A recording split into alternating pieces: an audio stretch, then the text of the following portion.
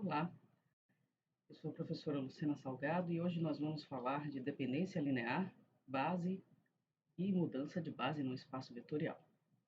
Vamos lá? Bom, nessa primeira parte, vamos tratar do conceito de dependência e independência linear, que se refere a um conjunto de vetores e a relação deles dentro desse espaço que a gente está trabalhando. Isso depende da quantidade de vetores e da dimensão do espaço em questão. A gente define, então, uma N-upla ordenada como um conjunto de vetores V1, V2 até Vn postos em ordem apresentada, como está aí. O conjunto de tais vetores nesta ordem, por exemplo, se for n igual a 2, é um par ordenado. Se n igual a 3, é uma tripla ordenada. E então dizemos que um vetor U é uma combinação linear dos vetores V1, V2 até Vn, se ele pode ser escrito na forma α1 V1 mais α2 V2, assim vai, até αn Vn, com esses αi pertencentes ao corpo que a gente está trabalhando, que no nosso caso aqui é o corpo dos números reais. Esses números αi são chamados de coeficientes da combinação linear de U com respeito a V1, V2, Vn. Também dizemos que U é gerado por esses vetores. Então, um conjunto de vetores V1 até Vn é chamado de linearmente dependente, nós vamos denotar por LD, se um deles pode ser escrito como combinação linear dos outros, e é linearmente independente, caso contrário. Assim, por exemplo, no espaço R3, que é o espaço que a gente vai, em geral, trabalhar aqui, no espaço R3, o conjunto de um único vetor é linearmente dependente se esse vetor for vetor nulo, e é linearmente independente se esse vetor for não nulo. Um par de vetores, UV, é LD, se eles são paralelos, ou seja, um pode ser escrito proporcionalmente igual ao outro. E LI, caso contrário. Uma tripla de vetores, UVW, é LD se eles são coplanares. E LI, caso contrário. Bom, um único vetor aqui, U, é LD, não, é LI, porque ele é não nulo. Se nós olharmos para U e menos meio de U, esses vetores são LD, porque eles são proporcionais, logo são paralelos. Aqui nós temos um exemplo de dois vetores LI. U e V são LI, pois eles não são paralelos.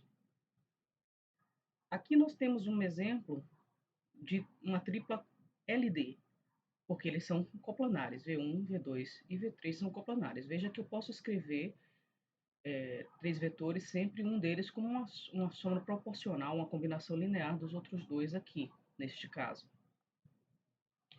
E, por fim, nós temos aqui um exemplo de uma tripla LI, onde V1 e V2 são coplanares, mas V3 não é. Está fora desse plano vermelhinho aqui que a gente tem como exemplo. Bom, uma proposição importante é que, para caracterizar a independência linear, nós temos essa equação. Esse conjunto de vetores V1 até Vn vai ser Li, se e somente se essa combinação linear desses vetores igual ao vetor nulo admite apenas a solução trivial, que seria todos os coeficientes serem nulos. Uma consequência dessa proposição é a seguinte: se você tem um conjunto Li de vetores V1, V2, Vn, e um vetor U do nosso espaço pode ser escrito como uma combinação linear desse conjunto, os coeficientes são unicamente determinados. O que isso quer dizer? Isso quer dizer que se eu posso escrever U como α1V1 mais αnVn, e também posso escrever U como beta1V1 até beta-nVn, essa soma, isso implica que os coeficientes têm que ser iguais. Alfa1 igual a B1, alfa2 igual a B2, alfa-n igual a Bn. Uma vez que a gente define um conjunto Li, nós temos condições de definir uma base do nosso espaço vetorial. O conceito de base é o nosso primeiro passo para definir sistemas de coordenadas em nosso espaço. Então, vamos lá. Um conjunto de vetores B, dado pela ênopa V1, V2, Vn, é uma base para um espaço vetorial V, se é o menor conjunto de vetores Li, tal que qualquer outro vetor em V pode ser escrito como uma combinação linear dos vetores de B. Quando eu falo menor conjunto, em quantidade, ele é o menor conjunto em quantidade que gera todos os outros vetores do nosso espaço. Então, neste caso, a gente diz que o espaço vetorial tem dimensão n, que é a quantidade de vetores na sua base. Veja que a gente pode ter conjuntos de vetores Li com menos vetores do que n, mas isso não gera o espaço todo. Então, para ser base, tem que ser um conjunto Li que gere todo vetor dentro do seu espaço. Então, por exemplo, como a gente vai tratar aqui basicamente de R3 e R2, se você tem um conjunto B igual a tripla E1, E2, E3 como base do R3, essa tripla é Li, pois qualquer conjunto de vetores com mais de 4 elementos seria LD em R3. Né? Então, assim, é o mínimo, não está escrito aqui, mas deveria ter, é a quantidade mínima de vetores Li que forma para formar a base de R3 seriam 3 vetores. Então, tome uma base de R3, uma base B, e aí nós temos que todo vetor é gerado pelos vetores dessa base. Então, qualquer vetor que eu pegue em R3, U vai ser escrito como A1 é 1, mais A2 é 2, mais A3 é 3. E essa tripla ordenada dos coeficientes é o que nós chamamos de coordenadas do vetor U com respeito à base B. Quando for necessário, a gente vai especificar a base dessa forma, usando a letra da base, B no caso, como subscrito. Então, A1, A2, A3 são as coordenadas do vetor U na base B. E se nós omitirmos o índice, em geral, vamos supor que qualquer vetor que a gente escreva ali que não esteja com esse índice subscrito aqui indicado, estão na mesma base. E, em geral, essa base, quando a gente não colocar o índice, vai ser a base canônica que eu vou definir daqui a pouquinho. Uma vez que a gente tem uma base, a gente consegue escrever os vetores na forma de coordenadas. E tendo as coordenadas, a gente pode fazer as operações de adição de vetores e multiplicação de um escalar por um vetor usando essas coordenadas. Para somar dois vetores, nós precisamos que as suas coordenadas estejam na mesma base. Então, A1, A2, A3 na base B, mais B1, B2, B3 na base B, vai ser igual a A1 mais B1, primeira coordenada, A2 mais B2, segunda coordenada, A3 mais B3, terceira coordenada, continuando na base B. E multiplicar um número alfa pelas coordenadas de um vetor, por um vetor, é a mesma coisa que multiplicar esse número pelas coordenadas desse vetor, continuando também na mesma base. Uma proposição que nos caracteriza a condição de dois vetores no espaço serem linearmente dependentes é que as suas coordenadas na mesma base são proporcionais. Isso quer dizer o seguinte: se nós pegarmos os determinantes menores com entradas sendo as coordenadas dos vetores A1, B1, A2, B2, A1, C1, A2, C2, B1, C1, B2, C2, esses determinantes todos têm que dar zero. Então, eles são linearmente dependentes. Se der qualquer um diferente de zero, eles não são linearmente dependentes, eles são LI. Três vetores no nosso espaço vão ser LD se o determinante das suas coordenadas, na mesma base, for igual a zero. Então, A1, B1, C1, A2, B2, C2, A3, B3, C3, determinante dá zero, eles são LD. Para a próxima definição, eu preciso da seguinte definição de ortogonalidade entre vetores. Nós dizemos que dois vetores U e V são ortogonais se os segmentos orientados que os representam são ortogonais geometricamente falando. E aí denotaremos o perp, isso aqui é perpendicular, a V. Essa é a notação de vetores ortogonais entre si. E agora podemos definir, então, uma base ortonormal, que é uma base formada por vetores unitários, ou seja, cada um deles tem comprimento ou norma igual a 1, e eles são ortogonais entre si. Então, E1, E2, E3, com norma 1 aqui para nós, e ortogonais entre si. Okay? Uma observação é que a base ortonormal de R3, formada pelos vetores de coordenadas 1, 0, 0, 0, 1, 0 e 0, 0, 1, IJK, é chamada de base canônica do R3. E essa é, em geral, a base mais usada. Se a base B é uma base ortonormal, então a gente pode calcular as coordenadas de U nesta base, a norma de U, usando as suas coordenadas nesta base, da seguinte forma: tira a raiz quadrada de A ao quadrado mais B ao quadrado mais C ao quadrado. Bom, uma vez que a gente tem a definição de base em mente, muitas vezes, em determinado espaço que a gente está trabalhando, a base que a gente está trabalhando não é a melhor para as contas que a gente precisa fazer. Quando isso acontecer, a gente faz um processo chamado mudança de base, ou seja, troca a base inicial por uma base mais conveniente. Para isso, a gente precisa identificar a relação entre essas duas bases, né? Então, a priori, considere uma base B, formada pelos vetores E1, E2, E3, e suponhamos que a gente tem uma outra base C, formada pelos vetores F1, F2, F3. Como é que a gente relaciona essas bases? Primeiro, qualquer vetor do nosso espaço pode ser escrito em função de qualquer uma das bases.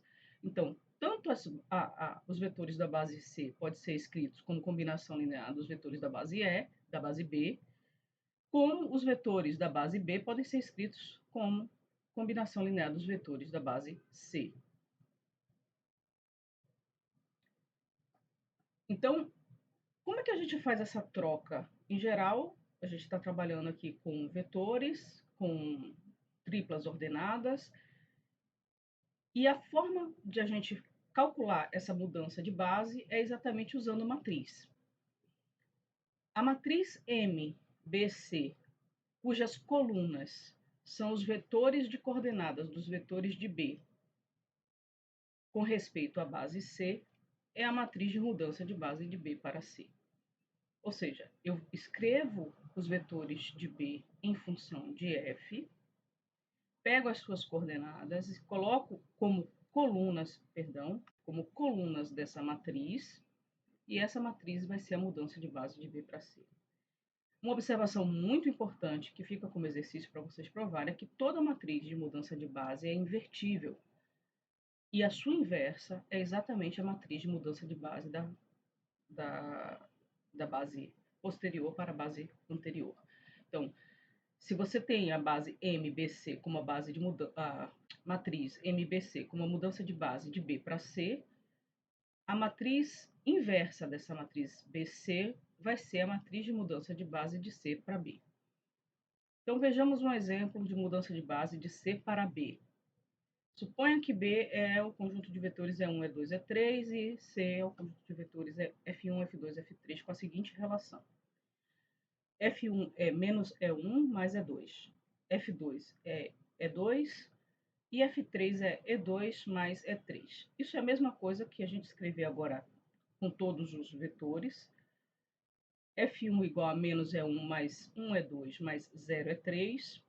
F2 igual a 0 E1 mais 1 E2 mais 0 E3. E F3 igual a 0 E1 mais 1 E2 mais 1 vezes E3. Isso é equivalente, então, a termos a matriz de mudança de base de C para B da seguinte forma.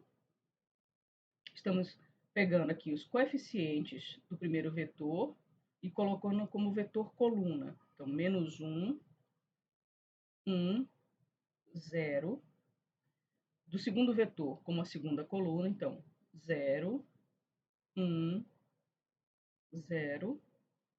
E do terceiro vetor, a terceira coluna, 0, 1, 1. Essa é a matriz de mudança de base de C para B. Agora, suponha que você tem um vetor U, cujas coordenadas em base C sejam 1, menos 1 e 3. Quais são as coordenadas desse vetor com respeito à base B? Então, aplicamos essa matriz no vetor, agora a gente coloca ele como coluna, e obtemos as suas coordenadas no vetor B. Matriz. Deixa eu compartilhar aqui com vocês.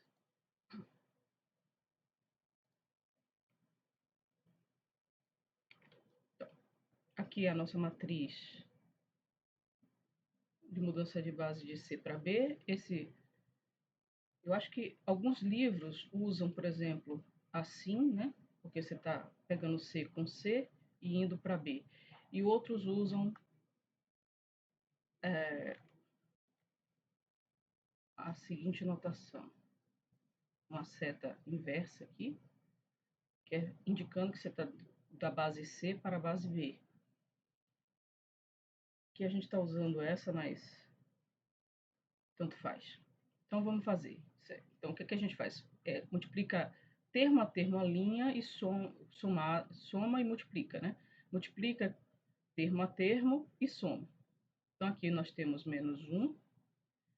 Depois temos 1 menos 1, 0, mais 3, 3.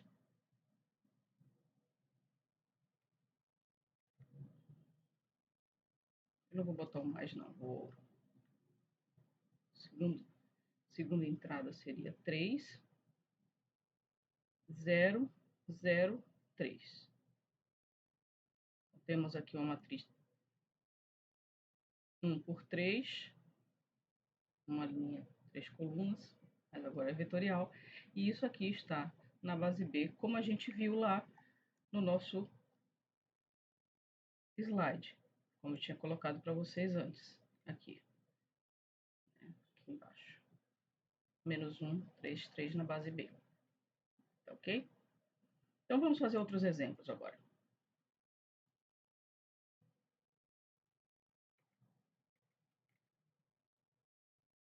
O primeiro exemplo, eu vou tratar de vetores ainda como vetores sem coordenadas. Então, o paralelogramo ABCD determinado pelos vetores AD e AB, que nós vemos aqui, né? AB, AD. E temos que M e N são pontos médios. M e aqui N. São os pontos médios dos segmentos DC e AB, respectivamente. Então, vamos calcular os seguintes vetores. Primeiro, AD mais AB. Eu quero calcular AD mais AB.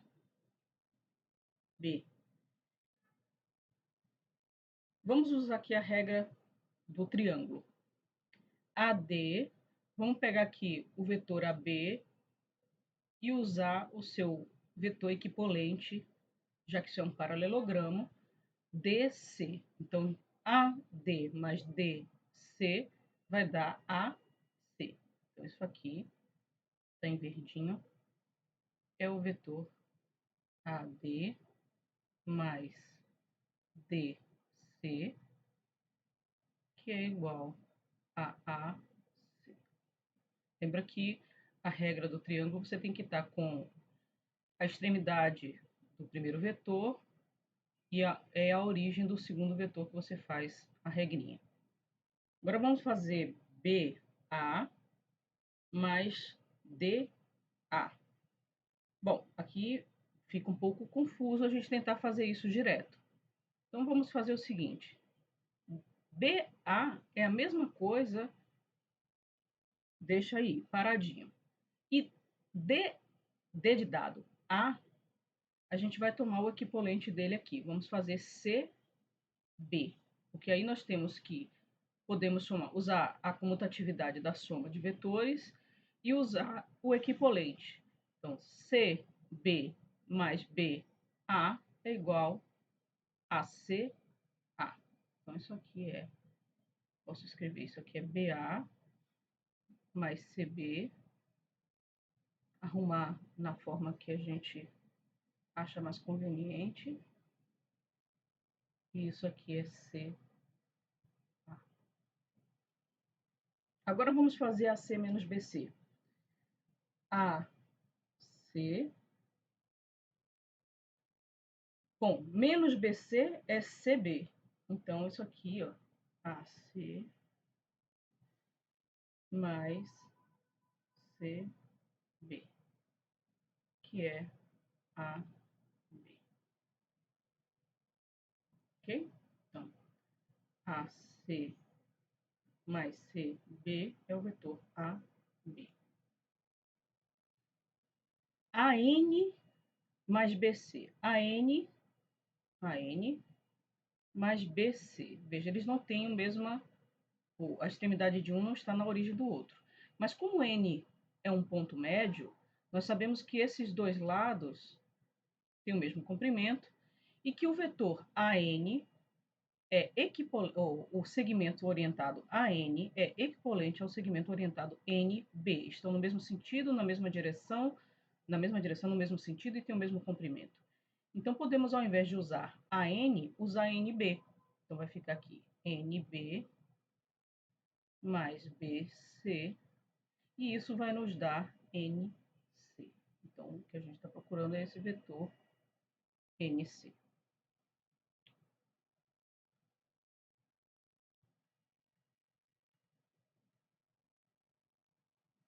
Agora vamos considerar MD mais MB.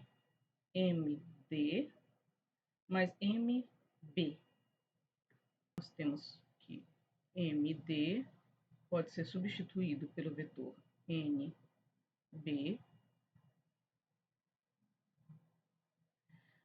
E, por sua vez, arrumando aqui a ordem, isso é a mesma coisa que você... Certo? Desculpa, BN aqui. BN.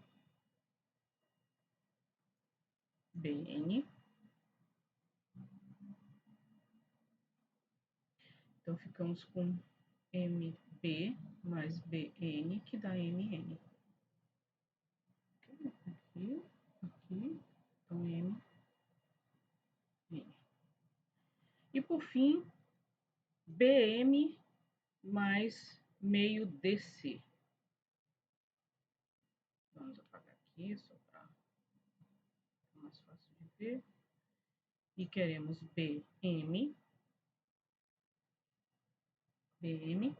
menos meio DC. Menos meio DC seria o vetor DM, porque M é o ponto médio. Então, esse aqui seria o menos meio DC. Mas aí a gente não consegue somar. Em compensação, nós sabemos que DM, que é o menos meio DC, né, isso aqui é BM mais DM. A gente pode pegar o vetor equivalente, MC, né? São segmentos equipolentes. Então, isso aqui é a mesma coisa que eu usar BM mais MC, e aí nós obtemos o vetor BC. Estamos feitos. Nosso segundo exemplo é o seguinte. Vou apagar aqui, só para a gente refazer. 3 vetores U, V e W são LD, implica que U e V são LD. É verdade isso? Está aqui U, está aqui V, já são LI.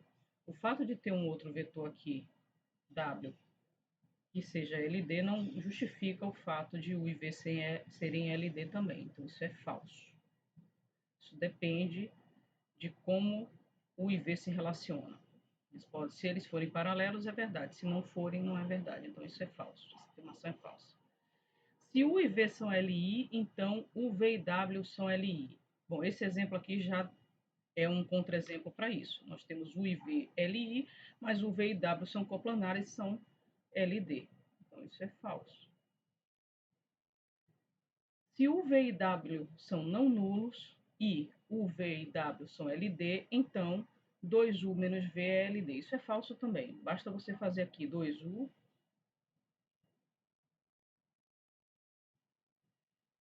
e aqui menos V seria algo assim.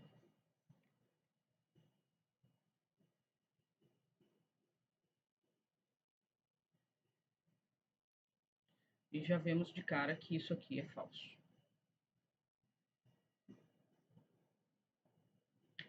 U, V e W, LI implica que U e V são LD. Novamente, isso aqui é falso. Se eu pegar W aqui fora desse plano, aqui W, U e V continuam sendo LI neste caso. Então, aqui é falso. U, V e W, LD implica que U e V podem ser LI ou LD, verdade. Aqui nesse caso é LI, se eles fossem paralelos, seriam LD. Então, isso aqui é verdadeiro. E a mesma coisa aqui, se U e V são LI, U, V e W podem ser LD, se eles forem coplanares, ou podem ser LI, se W não for coplanar com U e V. Verdadeiro. E aí estamos feitos. Vamos para um terceiro exemplo. Então, determine A e B, sabendo que U e V são LI. Esse aqui eu vou deixar como exercício para vocês.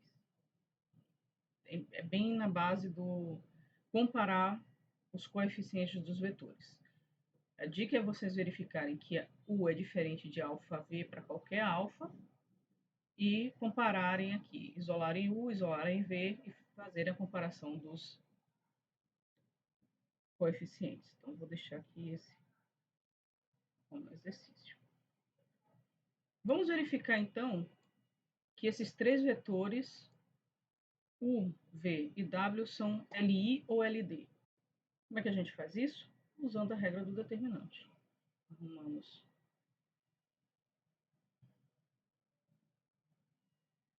dessa forma.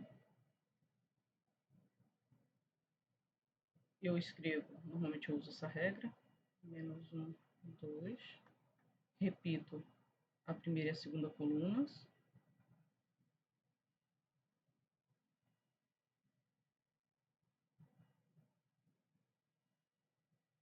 E faço as diagonais. Então, temos 36 menos 1, 0, 8. 1 vezes 2 vezes 4, aqui é 0. E aqui é 9 vezes menos 3 dá menos 27, vezes 1 dá mais 27. E aí nós temos 35 menos 35, que é 0, portanto, são LD. Simples, né?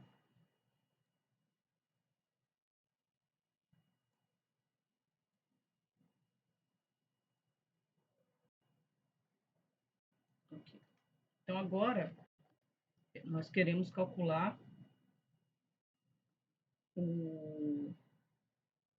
verificar se F é base. Esse eu também vou deixar como exercício, e aí, no momento em que vocês estiverem em dúvida, a gente refaz. Eu fiz um exemplo desse já para vocês, então esse aqui vai ficar como exercício. E aí, nós vamos ficar por aqui. Vou só falar aqui os nossos cenas das próximas aulas. Tá? Então, nas próximas aulas, a gente trabalha com produto escalar, orientação produto vetorial e produto misto. Até a próxima.